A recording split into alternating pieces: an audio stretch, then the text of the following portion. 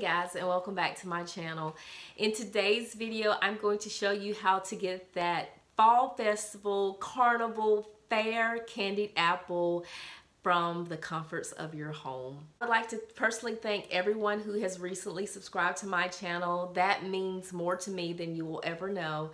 And if you're stopping by, I hope that if you like this video, you would consider subscribing as well. I also want to tell you, please hit your post notification bells, because in the next upcoming weeks, I'm going to show you how to make some holiday decor on a budget. I'm going to go ahead and jump into that video to make these candied apples from home. Hey guys, and welcome back to my channel. In today's video, I'm taking you back to those fair candy apples. Around this time of year, we would go off to a carnival or a fair, and due to the pandemic that we're in, we're unable to do that. So I decided to make some candy apples from home. Now, this is a highly requested video, so keep watching if you want to learn how to make candy apples. You will need 2.5 cups of sugar, 1 cup of water, and the Concord Foods Candy Apple Kit. This is found in your produce section. Now, if you live in an area where they do not carry this particular product, I have seen people add food coloring to their sugar to turn the candy mix red.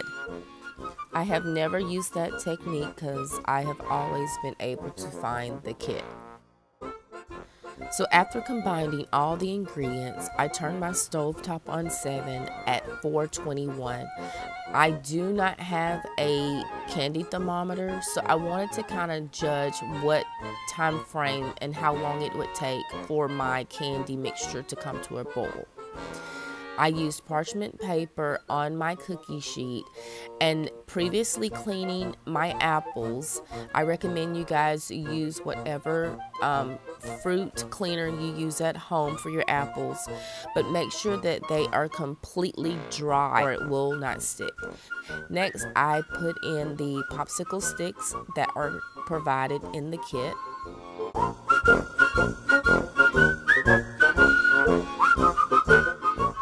And this is what they look like after. Checking back on candy mix, it's looking pretty good, and here's our time frame now. Now this is what I do because I do not have a thermometer. I am going in with some cold water in my measuring cup, and I'm going to take and stir the candy mixture one good time and drop it into the cold water. This is how you know your candy is not ready. It floated to the bottom and it didn't do a stringy technique is what you're looking for.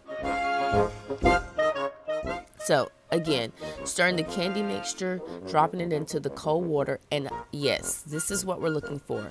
Stringy mixture. Now it's time to dip your apples. But don't get too comfortable because the candy mixture is still cooking and you do not want to burn it. So you have to dip your apples, roll them around one good time, and plop them down on the parchment paper.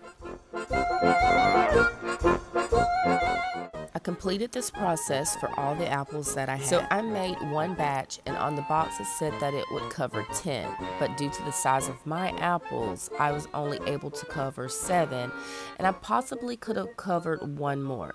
So use your discretion if you're going to make a larger batch or use larger apples.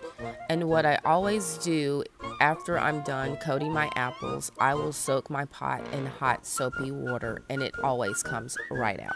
This is what they look like afterwards. Guys, you can use whatever type of apple you like. I, for this video, chose Granny Smiths and some Galas. Guys, make sure that you keep your candy apples in a cool, dry place. So now it's taste testing time. One thing you want to make sure is that your candy is crunchy and your apple is not soggy.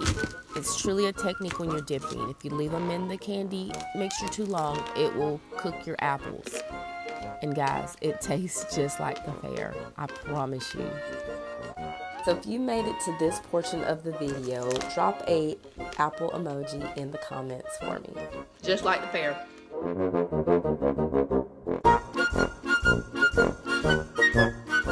I then put them in little baggies that I got from the Dollar Tree and put them on my 3-tiered tray. Guys, I hope you enjoyed this video. If you do, give it a thumbs up. Don't forget to like, share, and subscribe. Talk to you in the next one. Bye.